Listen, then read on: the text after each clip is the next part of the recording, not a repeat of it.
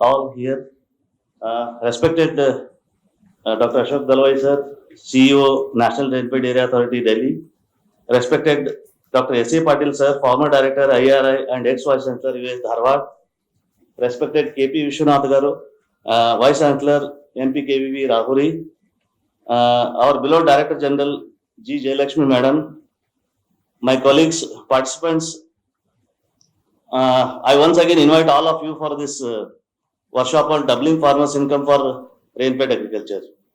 Friends, as all of you know, Indian agriculture predominantly a rainfed agriculture because 60% of the area still it is under rainfed condition, and in this perspective, the stress undergone by these farmers is very high.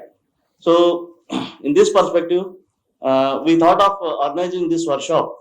Moreover, this idea was conceived when Dr. Dalwai sir nominated few of the faculty from Manage for this subgroup on doubling farmers' income. As a part of this workshop, we try to incorporate more and more number of issues. One of them was inviting the research papers because many ideas may come from a researcher. So as a part of that, we prepared a brochure and sent it across the country. Our ex-director general Manage, she suggested to conduct this workshop in Manage itself because Manage is doing a lot of work for the welfare of the farmers. So our presence at national level, our contribution towards this policy making and all should be there. I hope you will be immensely benefited by the deliberations of galaxy of intellectual present on the dais. May I now request our beloved Director General Madam, Srimati G. Jayalakshmi, IAS, to kindly welcome guests and give her opening remarks for the workshop. I take this opportunity to welcome our chief guest here, Dr. Ashok Dalwai sir, who is the Chief Executive Officer of the National Rainfed Area Authority and also serves the chairperson of the Committee on the Doubling of Farmers' Income. And I also take this opportunity to welcome Dr. S.A. Patil, former director of IARI and former vice chancellor of University of Agriculture Sciences, Dalwai, and Dr. K.P. Vishwanath, vice chancellor of Mahatma Phule Krishi Vidyapith, Rahuri, and the organizing director of our institute, Dr. A.C. Gummagolmath, dear participants and all the staff gathered here. Wishing you all a very good morning, and I extend my warm welcome to Dr. Dalwai sir because sir has been very keen right from the preparing the document of the doubling of farmers' income when sir was in the ministry as additional secretary, and in fact he has been the driving factor behind the entire documentation that you would see in the Ministry of Agri website and also in the other website of Niti Aayog. And sir has been working very intensively on this and with more priority on the rainfed areas, because I think challenge in the rainfed area to double the farmers' income is much more than in the other irrigated area. And I think with that right focus, we have taken up this workshop focusing on that area of where in rainfed where we can look at the prospects of how we can double the farmers' income who have much more larger challenges, which is again intensified by the climate change which is coming in today. That is, I think, is the whole scenario in the rainfed area. So with that perspective, doubling of farmers' income has been focusing on prime areas of improvement in crop productivity, improvement in livestock productivity, resource use efficiency and savings in the cost of production, increasing in the cropping intensity, diversification, improving in the real prices received by farmers, and shifting from farm to non-farm occupations. So with this as the main focus, what are the possible strategies that we can adopt in a rainfed area is also will be the major focus of the various research paper and probably the technical sessions that will be going on today. So those will focus on mostly on water management and water conservation, then contingency strategies for a drought-prone agriculture, then developing nutrition-sensitive food systems, then looking at millets and pulses for food and nutritional security, diversification of the agriculture and allied sector, and improving the agriculture marketing mechanism as such in the rainfed area, because that is a real challenge even otherwise in an irrigated area where the produce is much better or the productivity is much better. So here it needs to be addressed more with a focus on that, and also enhancing the public and the private investment in the infrastructure and in the agricultural technology development. So these will be most of the areas on which rainfed agriculture will be focusing in terms of the doubling of farmers' income. So against this backdrop, I'm sure that this 2 days deliberation will really I won't say finalize, but at least will firm up the contours on which the rain-fed agriculture should move in the direction of doubling farmers' income, because we have around 13.5 crore cultivators across India, and we are now looking at an income of around 8,900 is what the monthly average income, which we need to double in terms of their productivity and in terms of other savings in crop or the pest product in the pest management, which may lead to the doubling by 2022, and various efforts which have already taken by the government. To name a few, like in order to make it cost effective, we are focusing on the soil health card, then the micro irrigation, the e-NAM for markets, which is giving some kind of an assistance to the farmers, and around 22,000 around Gramin agriculture markets are also have been sanctioned by the government, so that this will become a major activity of helping the farmers post harvest, how he can really be able to reduce the loss and also reach to the market at his closest market with the fair and good prices that we can give. And likewise, if you see the credit for the farmers also has grown from around 11.5 lakh crores during the year 2018-19, and the PM Kisan program, where 6,000 per year for every farmer is being given, is all aimed at looking at this kind of a perspective to double the farmer's income. And these initiatives are already getting grounded in the field. So with this as the backdrop, I'm sure with the expertise advices or the expertise suggestions from the various researchers as well as practitioners would really help out in broadly defining the contours of how the strategies for rain-fed agriculture should move in the direction in doubling the farmer's income in those areas where it's really the need to improve the income. So once again, I take this opportunity to welcome all our honorable guests here, and I'm happy that your presence will surely make a lot of difference in guiding the entire workshop, sir. Thank you. You all a very good morning.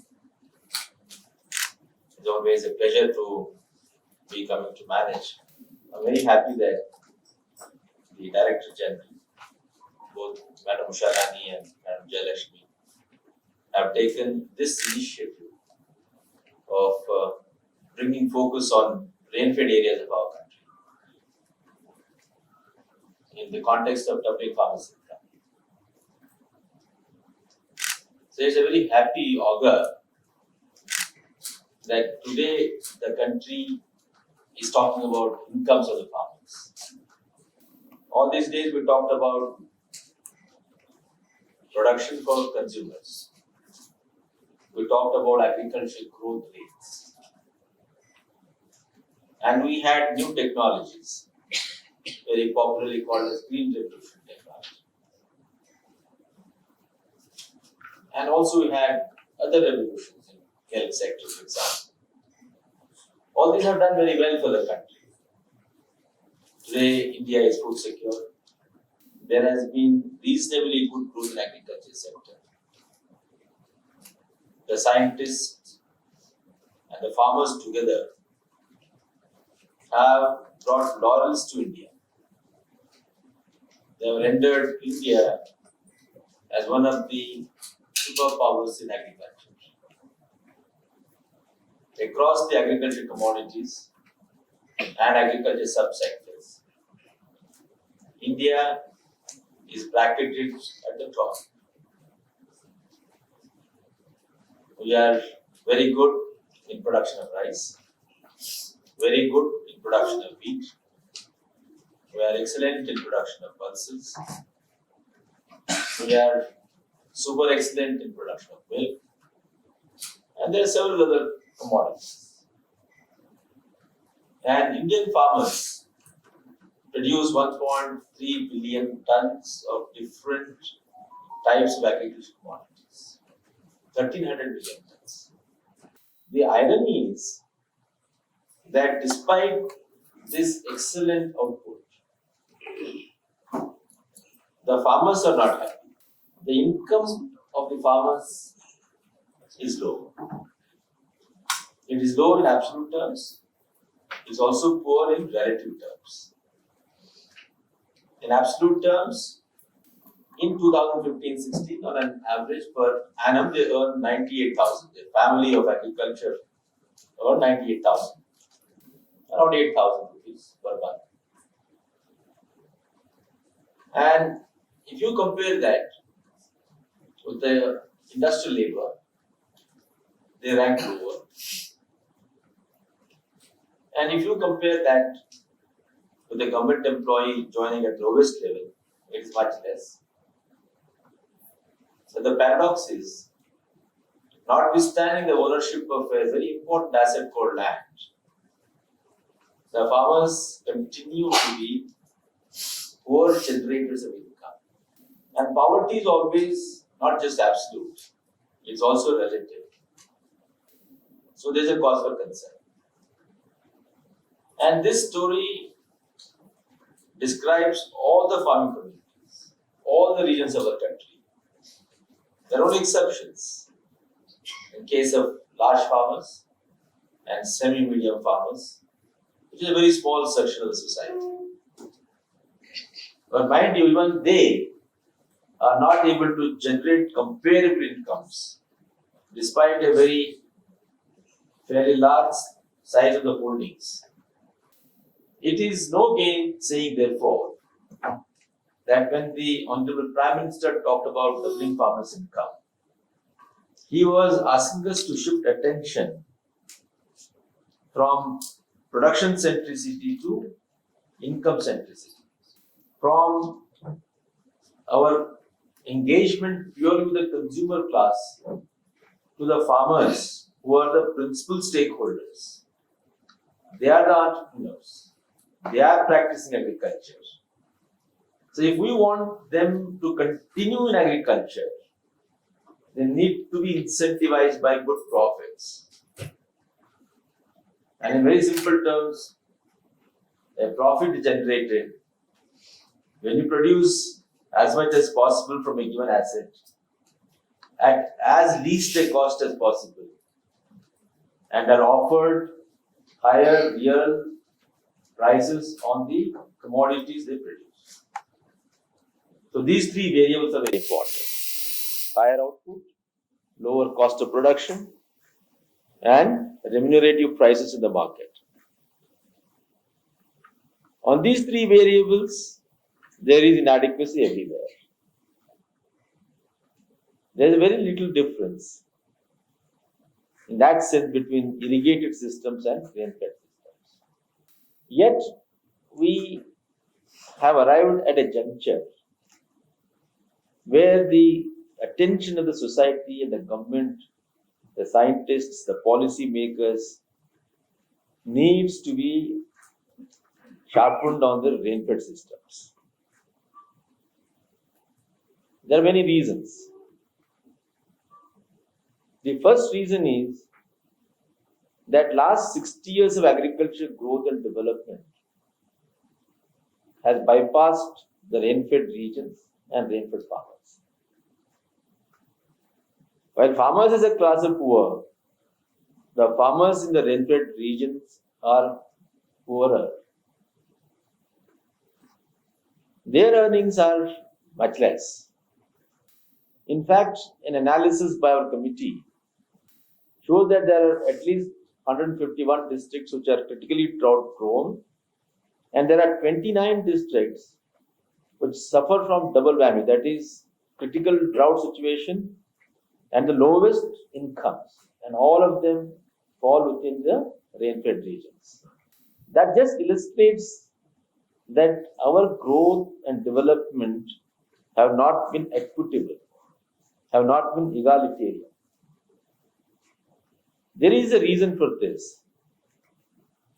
This reason can be explained by what is called reaction approach. In the early 1960s, when India faced deficit of food, there were people going hungry in this country. We had to do something immediately.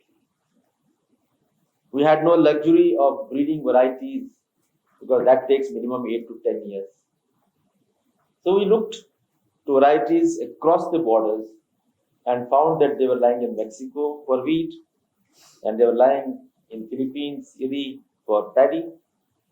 They had already demonstrated that these varieties respond very positively to intensive use of agricultural inputs, water, agrochemicals. They are raw varieties with high yields. We brought them here, tested for adaptability, and within 7 years, between 1965 and 1972, India became self-sufficient. It was a reaction. When it is reaction, it is not well informed, it is not logical, it is not analyzed.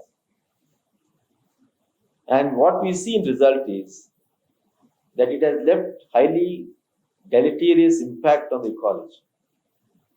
We have depleted water table in the Indo-Gangetic plains. We have the Deccan Plateau, which has absolutely touched the aquifers and begun to toxify it. We have soils which have become toxic. Biological activity has been lost. Organic carbon, as it is, it was low, has come down further. And what we see today is the marginal rate of returns on investments in agriculture have begun to decline. That means if you want to achieve 1 unit of incremental output, you now need to add more and more of inputs. So more of hardware to get the same output. That is not a sustainable model. It is not sustainable because you cannot generate net positive returns. A time has come to rethink. And this particular problem is now getting worse or compounded because of the adverse impact of the climate change, which is already assured. And climate change will impact agriculture just as agriculture impacts climate change. Now let us compare this. All this happened in the irrigated areas. And what have we done with the rainfed systems? Now you were already told that rainfed regions are dominant in terms of area. Even after the entire harvestable water budget of this country is harvested, we will be still left with at least 40% of the net cultivated area under rainfed systems. In the rainfed regions, since our focus was not there, because we're always talking of reaction, how to meet the food. After having met the food security, we still continue with the same kind of lackadaisical approach, forgetting that there are a large number of farmers, large terrains in this country. We continue to focus only on irrigated areas mostly. And that is all borne out by facts. Now, if you compare these irrigated systems with rainfed systems, you will find what is the productivity of water and land. These are the two basic ingredients. When I say land and soil, but let's take land because that is the base on which the soil is there. The productivity of yields on crops per unit of water is around 120 grams in rainfed areas as against 300 grams in irrigated systems. 3 times. If you take the land or as a medium, the productivity of average productivity of all crops put together is 1.2 tons in rainfed areas as against 3.5 tons, it has been now, or 3.2 sometimes, 3.6 tons in irrigated areas, once again 3 times. So what does this show? That a farmer who owns the same extent of land is able to generate 3 times the output in an irrigated system. Obviously, The first variable that I was talking about, higher gross output, is more favorable to achieve that under the irrigated system. Now, rainfed systems, impact by climate change are worse off. Climate change will impact rainfed areas more adversely because India is a tropical country. Temperature levels are always very high. With expected increase in the temperature, it is bound to impact the soils, the water, the atmosphere. Because already the evapotranspiration losses are very high in the rainfed systems. With higher temperatures, we'll have worse off situations. It is going to impact the subsurface. It is going to impact generally the entire production environment in the rainfed systems. The first challenge is that I talked about yield gaps. There are huge yield gaps already. As it is, the averages of India need to improve further. And average yields in rainfed systems will find it very hard to catch up even with the averages that India has already reached. So we need to look at the yield gaps. And when we want to look at the yield gaps, one is already in terms of the technology we have versus what's happening in the farmer's field. We all are aware that there is a slippage from the researcher claim to the frontline demonstration to the farmer's field averages. There is a huge slippage for various reasons. That is shown in irrigated as a rainfed. But the varieties themselves that we need for rainfed systems, for those particular cropping patterns, are yet, I think, not favorably released by the National Agricultural Research System. Because rainfed areas with a particular specific ecosystem. Now, what is the extent of research and development that has gone into improving the crop productivity of this particular segment? I think researchers need to look at that. Our agriculture universities and other ICR institutes need to look at this, evaluate what is happening. When we say, why is the farmer growing paddy in Punjab? Knowing very well that already the water depletion is happening. He simply compares the yield of paddy with a substitute like maize or a mustard and finds that in intercrop comparison, even when we give higher MSP, still the economics is not favorable. After all, the farmer, like any of us, is an economic animal. And we are asking him to earn more while doubling the farmer's income.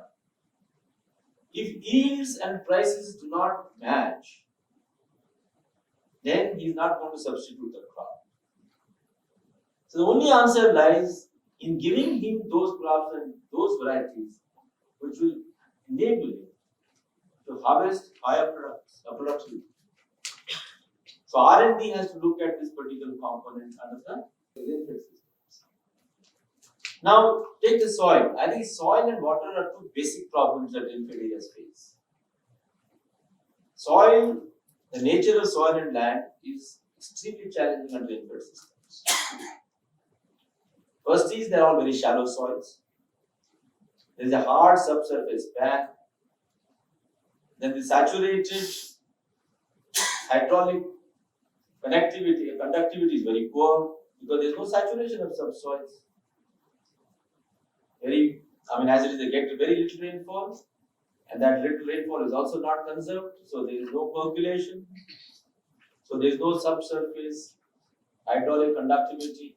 We can ensure that roots get the water when it is required. So there are immense problems relating to soils. And because the biomass generation is very low, there is no organic carbon. And without organic carbon, you can't talk of soil fertility. Alright, application of macronutrients, etc. important.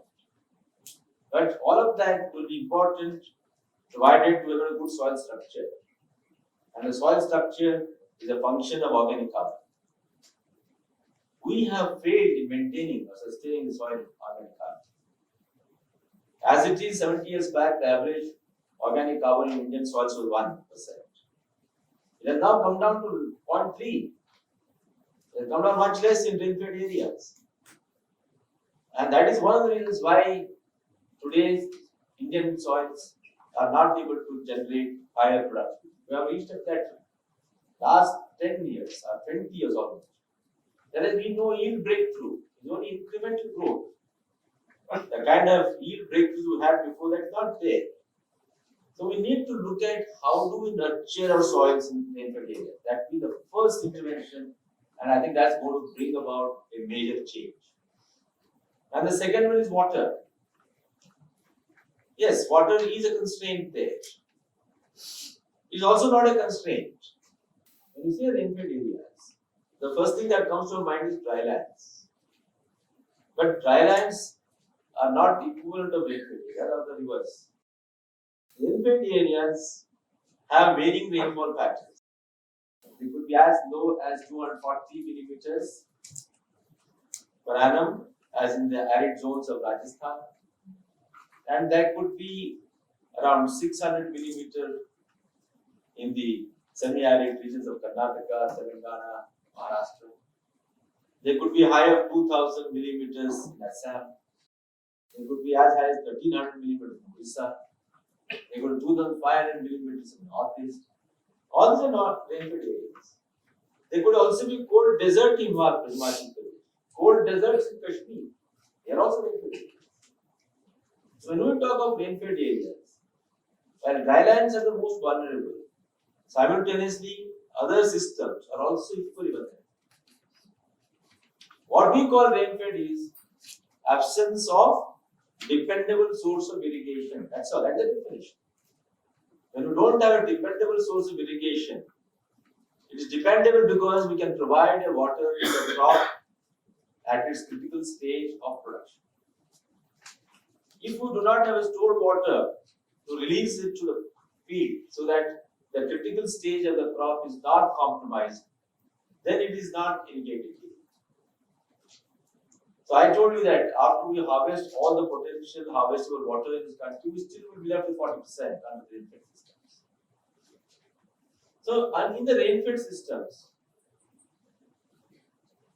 we have not been able to conserve that water.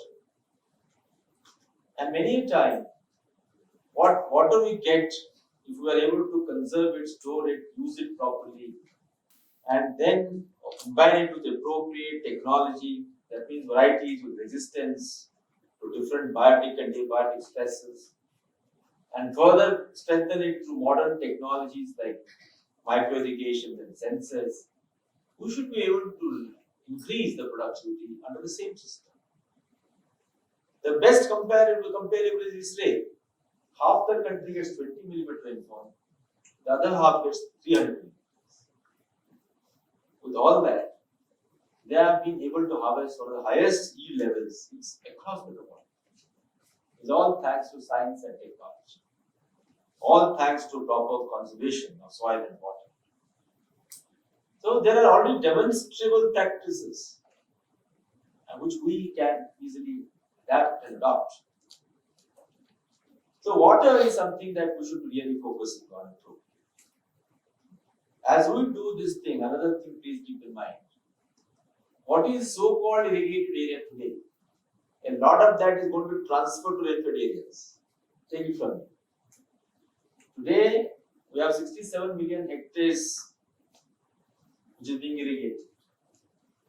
Whereas the irrigation potential created through major, medium and other kinds of irrigation projects is 108 million hectares.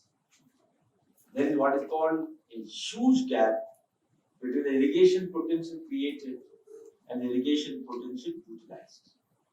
It's only because we do not have efficient system of water use. We are extremely indiscreet. We are also indiscreet in the kind of crops we grow. There is no crop alignment. So there is a huge gap. More importantly, 60% of this irrigation potential created comes from groundwater. That means only 40% comes from precipitation and other storage systems. 60% is coming from groundwater. And this groundwater is nothing but harvesting of water stored in the aquifers. Aquifers have been built by nature over billions of years. And those will not sustain if you do not sustain. We have been extracting more and giving back less. And that's the reason why in South India, Karnataka, Telangana, you will have to go 1,000 feet, 400 feet, 500 feet, 600 feet, 1,000 feet to extract water. In Punjab, etc., where you could get water at 10 feet, now it's going to 40, 50, 60, 70, 80, 100. And even that water is not clean, it's polluted.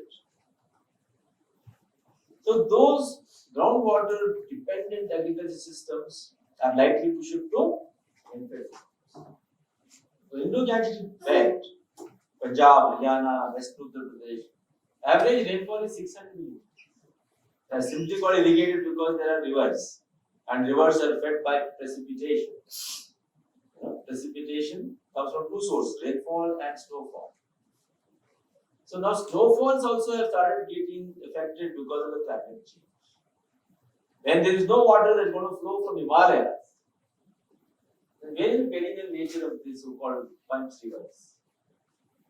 So you can expect that they will also be shifting to, they'll be changing the party, they'll be coming to us, from irrigated to rainfed. This is only to say that there's a big challenge that India has got. And to buttress the argument that rainfed systems have been the stepchild of the government, if you compare the budgetary allocations, you'll always find that these are always put aside.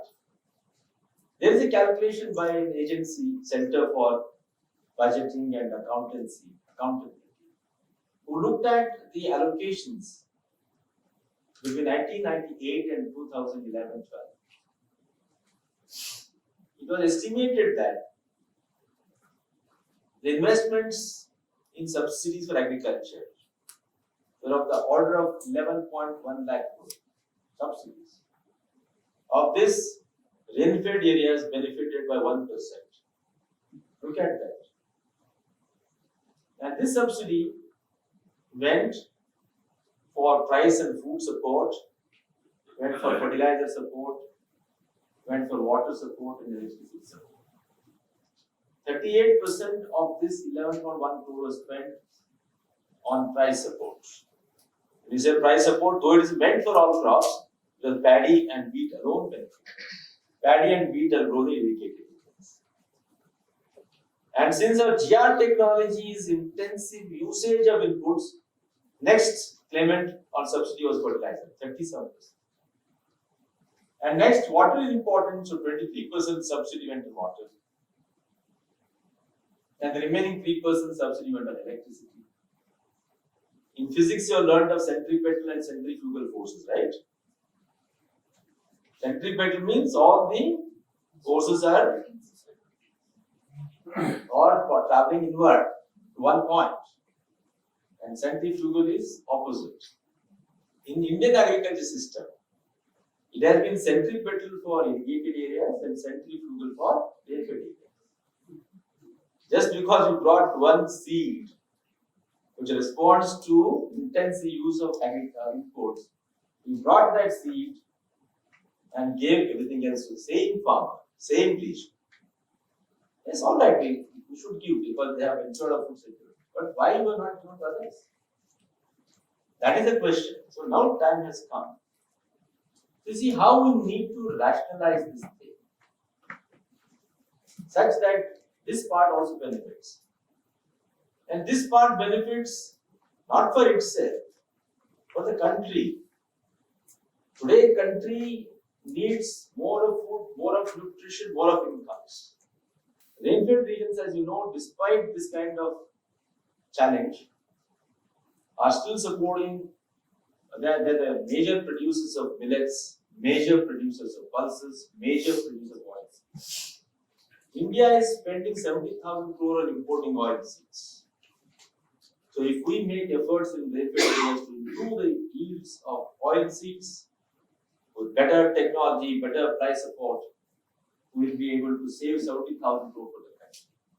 If we are able to invest accordingly in millets, we will be building better resilience against the climate change and simultaneously producing what are called nutri-cereals, what was called as core cereal. In our Indian feudal mentality, everything is assigned some particular kind of value system. So we called all this sorghum, bajra, ragi as core cereals. Now, thankfully, our ministry has changed the name to nutri-cereals. My request to all of you, never use the word core cereal in time. Now they are all nutri-cereals. So now people have realized that these crops are comparable to wheat and paddy in terms of proteins, in terms of carbohydrates. They are very low in gluten. Glycemic index is very good. So they are all very good food for health. So we now need to grow them more. Because area under stress has come down from 43 million hectares in 1983 to 17 million hectares by 2016-17. We need to go back. The total output has remained okay at 17 million tons only because our scientists released some good varieties. So productivity was good. Despite the area reduction, we still have stood where we were. But we need to increase that now. So we need to increase nutrition part of the food. It is not food security. Because when we say food, food actually means macro and micronutrients. And there are three macronutrients. Carbohydrate, just one. We need proteins. We also need vitamins. We need essential amino acids. Where are all these going to come from? They are all going to come from these set of crops. That means rainfed areas are actually the nutrition providers. So that is their strength. So we now need to harvest that particular advantage that the rainfed system can actually give us. So if these basic challenges that I talked to you about, technology, soil health management, water management, policy correction in terms of allocations, and above all, the research and development. If that happens, then we would have been answering the issues relating to this dominant 53% of area that stands today under rainfed systems, which is expected to increase according to me. And then it will meet the nutrition security of the country and simultaneously lead to increased incomes of the farmers. The purpose is not just to double the income of the farmers. Doubling farmers' income by 2020-23 is a quantifiable parameter achievement that we are targeting, but that is not the end of it. What we essentially are targeting is to transform agriculture as a generator of employment and a generator of incomes. And that is not what the story not going to end in 2022. It has to go on after that. Today there is underemployment in agriculture. There is undisguised unemployment. That means more people are there in agriculture than required. We now need to see what new strategies we can deploy so that we are able to generate more jobs, productive jobs, not underemployment. On an average, an Indian farmer is engaged for 185 days in a year in agriculture. 180 days is free. And cropping intensity in our country is 145%. That means when we have good tropical climate, when you got two rainfall pattern seasons, when there is technology to conserve soil and water, why can't we increase the cropping intensity? Because land and human capital that the farmers have are the two most important resources that anybody can have.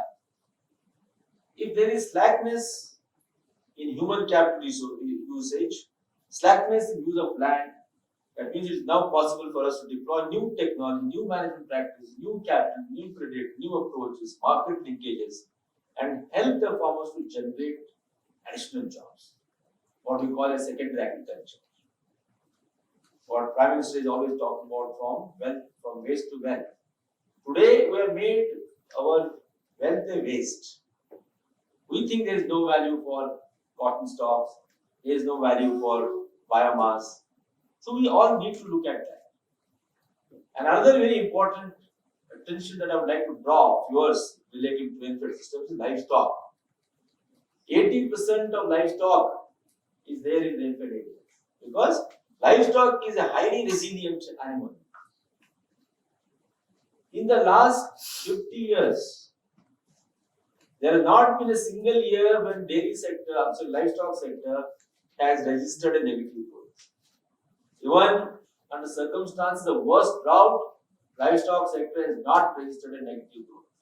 Whereas our crop sector registers negative growth many a time. The latest one was 2015-16 minus 2% of growth, followed by 1.2%. There has just been 1 year in the last 34 years when the livestock sector registered the lowest growth rate of 1%, not negative. Today it is growing at 7%, much more than the crop sector. Given the climate change that is going to occur, as begun to occur, we will have to promote more and more of livestock sector for dairy purpose, for meat purpose, for other byproducts like wool, leather, and so on and so forth. Because they're all going to generate wealth and incomes for the farmers. But one problem that livestock sector faces in our country is on account of fodder. Today, we need about 560 million tons of dry matter, 860 million tons of green fodder. We need about 56 million tons of concentrate for feed. And all these three account as a huge deficit. The deficit is as high as 61% in green fodder, 29% in case of dry matter, and around 64% in case of concentrates. Rainfed areas have that opportunity to actually promote fodders, either as intercrop, mixed crop, or as solo crop. So we need to bring in fodder as an integral component of our production system. We have just kept on looking at human beings. We pray Mata cow or guy, but actually don't feed that cow. And every Monday, at least in Karnataka, we worship Basavana and don't, I think they have stopped now. Earlier the ox was not used on Monday, but now they have given up that practice. When you are praying, but you're not taking care of the food and fodder of that poor animal. So I think the new mantra that all of you must talk, researchers and please, not just food security, fodder security in the country. Fodder security is a new thing that you should start popularizing. Because it goes to them, comes back to us. They generate draft power, they generate format manure, right? They generate food, they generate wealth by other means. Even today, for example, exports of marine products and buffalo is one of the highest, next only to basmati rice.